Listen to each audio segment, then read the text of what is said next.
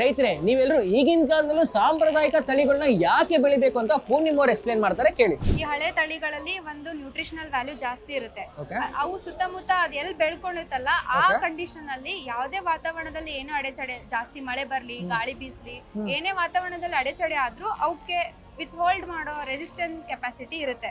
ಮತ್ತೆ ಈ ತಳಿಗಳಿಗೆ ಕೀಟ ಮತ್ತೆ ರೋಗ ಬಾಧೆ ಕಡಿಮೆ ಇರುತ್ತೆ ಕಂಪೇರ್ ಟು ಹೈಬ್ರಿಡ್.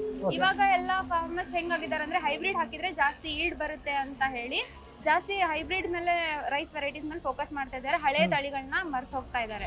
ಸೊ ಅದು ನಮ್ಗೆ ಹೆಂಗಂದ್ರೆ ಅದು ನಮ್ದೊಂದು ಸಾಂಪ್ರದಾಯಿಕ ಊಟ, ಅದರಲ್ಲೇ ನ್ಯೂಟ್ರಿಯೆಂಟ್ಸ್ ಇರುತ್ತೆ, ಎಷ್ಟೋ medicinal values, antioxidants, fibres, proteins, ಈ ಥರದ್ದೆಲ್ಲ ನ್ಯೂಟ್ರಿಯೆಂಟ್ಸ್ ಹಳೆ ಸಾಂಪ್ರದಾಯಿಕ ತಳಿಗಳಲ್ಲಿದೆ.